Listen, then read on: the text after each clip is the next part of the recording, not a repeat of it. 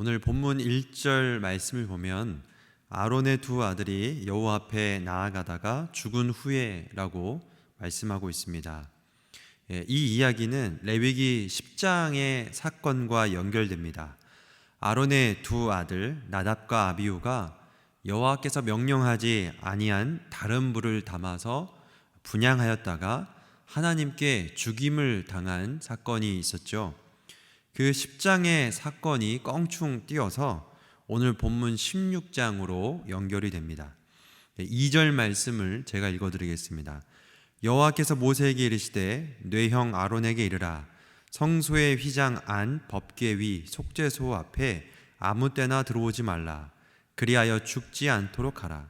이는 내가 구름 가운데서 속죄소 위에 나타남이니라. 네 형 아론에게 이르라. 아론과 그의 아들들은 제사장들입니다. 특별히 아론은 대제사장의 역할을 감당하고 있었습니다. 아무리 거룩하게 구별된 대제사장 그리고 제사장들이라 할지라도 아무 때나 속죄소 앞으로 나아오지 말라라고 하나님은 엄히 경고하고 계십니다.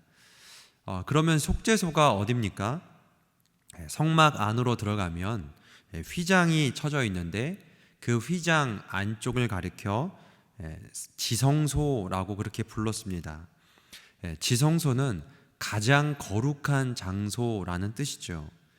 성막도 거룩한 장소지만 그것보다 더 거룩한 장소가 바로 지성소입니다. 그런데 이 지성소보다 더 거룩한 곳이 있다고 한다면 바로 그것이 속죄소입니다. 속죄소는 법궤, 우리가 언약궤라고도 하죠. 또 증거궤라고도 하는 이 법궤는 네모난 상자 모양으로 생겼습니다. 그런데 그 상자 윗부분, 상단을 가리켜서 속죄소라고 불렀습니다. 이 네모난 상자를 덮는 뚜껑, 덮개라는 의미가 담겨져 있는데요. 우리 성경에는 그냥 속죄소라고 되어 있지만 히브리어 원어를 보면 그냥 덮개입니다. 출애굽기 25장 18절에서는 이곳을 속죄소라고 하면서 거기에 각주를 붙여서 시은좌라고도 적어놨습니다. 그러니까 이 법궤의 뚜껑을 가리키는 말이 여러 개 있죠. 속죄소, 시은좌, 여러 가지의 용어가 있습니다.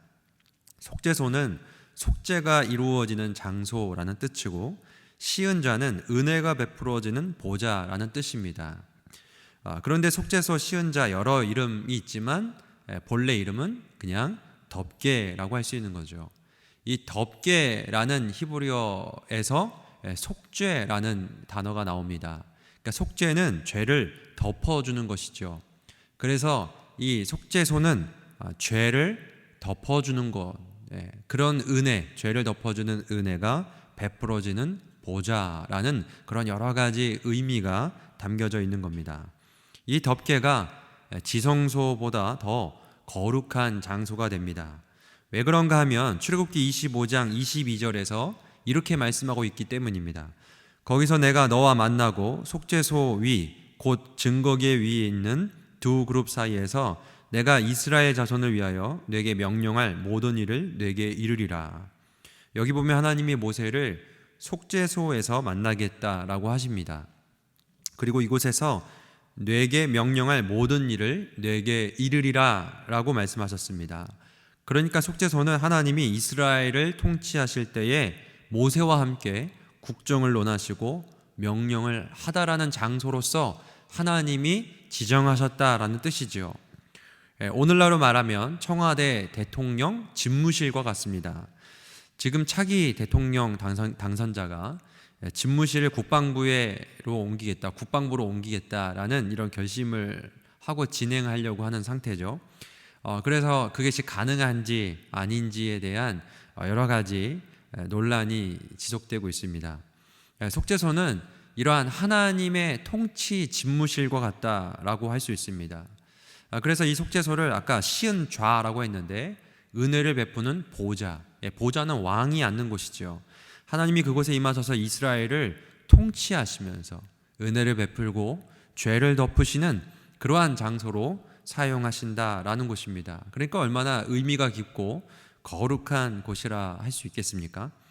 그렇기 때문에 아무리 제사장이라 할지라도 아무 때나 들어오지 말라, 그리하여 죽지 않도록 하라라고 엄히 경고하고 계신 겁니다. 그러면 언제 또 어떻게 그 속죄소로 들어갈 수 있을까? 정해진 날과 정해진 방법을 통해서만 거기에 들어갈 수 있습니다. 그것을 규정해 놓은 말씀이 바로 오늘 본문을 포함하여 레위기 16장 전체에서 말씀하는 겁니다. 이 새벽에는 그것을 다 살펴볼 수가 없습니다. 다만 한 가지, 이 레위기 16장 이 전체를 통해서 하나님이 주시는 메시지가 무엇인지 간략하게 말씀을 드리자면, 속죄소로 나아가는 것 여러분 쉽습니까? 어렵습니까? 16장을 전체 읽어보면 대번 느껴지는 게 진짜 어렵다 이겁니다. 정말 까다롭구나, 정말 복잡하구나, 아무나 들어갈 수 없고 아무 때나 들어갈 수 없는 곳이구나 라는 것을 깨닫게 합니다. 1년에 딱 한 번만 속죄소에 들어갈 수 있었습니다. 그리고 아무나 들어갈 수 있는 게 아니라 이스라엘에 단 한 명밖에 없는 대제사장 한 명만 1년에 딱 한 번 그곳으로 들어갈 수 있었습니다. 그러면 아무 생각 없이 그냥 들어갈 수 있었느냐? 그렇지 않습니다. 이 대제사장이 1년에 한 번 들어가는 그 날을 속죄일이다 라고 불렀는데요, 대제사장은 자신과 자신의 가족들 그리고 이스라엘의 모든 죄를 속하는 제사를 드려야 했습니다. 제물을 드려야 했고요, 옷을 정결하게 갈아입어야 했고요, 모든 정결 의식을 다 치러야 했습니다. 오늘 본문도 읽어보면 정말 우리가 이런 것까지 해야 하나 할 정도로 속죄의 여러 의식을 행하는 것을 볼 수 있습니다. 여러분, 무엇을 말합니까? 죄를 가지고 하나님 앞에 나아가는 것이 이렇게 어렵다는 겁니다. 죄 있는 사람, 거룩하지 않은 사람은 하나님께 나아갈 수가 없습니다. 이 본문에 있는 이 말씀도 정말 우리 인간이 하나님께 나아갈 수 있는 방법이 없는데, 성경은 하나님과 우리의 사이가 원수되었다고 하지 않습니까? 하나님께 나아갈 수 있는 방법이 전혀 없는데 하나님이 우리에게, 이스라엘 백성들에게 자비와 은혜를 베풀어 주셔서, 긍휼을 베풀어 주셔서 하나님께 나아갈 수 있는 방법을 하나 열어주신 겁니다. 1년에 단 한 번 대제사장을 통해서, 그리고 모든 이스라엘의 죄를 속죄하는 그 의식을 거쳐야만 들어갈 수 있는 것도 사실은 하나님이 은혜로 열어주셨다라는 겁니다. 여러분, 오늘 이 본문 속죄일에 행해야 할 여러 가지 이 절차는 사실은 하나님께서 은혜로 주신 건데, 여러분 그런데 어떻습니까? 오늘날 우리에게는 그것보다 더 큰 은혜를 주셨습니다. 하나님은 우리에게, 오늘 믿는 우리에게, 이스라엘 백성들에게 주신 것도 은혜인데 오늘 우리에게는 더 큰 헤아릴 수 없는 은혜와 긍휼을 베풀어 주셨습니다. 무엇입니까? 히브리서 4장 16절은 이렇게 말씀합니다.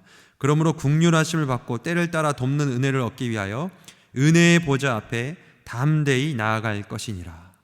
여기 은혜의 보좌 앞에 담대히 나아가라고 말씀을 하고 있는데요, 이 은혜의 보좌가 바로 속죄소를 가리킵니다.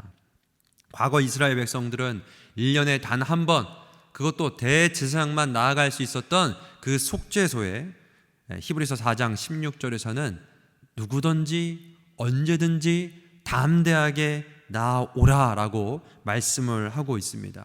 어떻게 해서 이런 일이 벌어졌습니까? 히브리서 기자는 예수 그리스도께서 그가 우리를 대신하여 십자가에 죽으심으로, 그가 제물이 되어 우리를 위해 십자가에 죽으심으로 우리의 모든 죄를 다 사하여 주셨기 때문에 우리는 그 은혜의 보좌 앞에 담대히 나아갈 수 있게 되었다라고 선언을 하고 있는 것입니다. 하나님은 오늘 우리에게 1년에 한 번 나아오라라고 말씀하지 않습니다. 대표 목사님, 담임 목사님을 통해서만 나아오라라고 하지 않습니다. 언제든지 누구든지 긍휼하심을 받기를 원하는 사람, 때를 따라 돕는 은혜를 얻기 원하는 사람들은 마음껏 담대하게 하나님의 임재가 있는 은혜의 보좌로 나아오라라고 오늘도 우리를 초청하고 계십니다. 여러분, 이 새벽에 우리 모두가 그 은혜의 보좌 앞에 담대히 나아가기를 원합니다. 어떤 한 절차에 의해서 정해진 시간에만 나아가는 것이 아니라 언제든지 담대하게 하나님께 나아가서 매일매일 하나님을 만나고 그 은혜를 깊이 경험하는 금강의 모든 성도님들이 되시기를 주님의 이름으로 축복합니다. 함께 말씀을 생각하며 기도하겠습니다.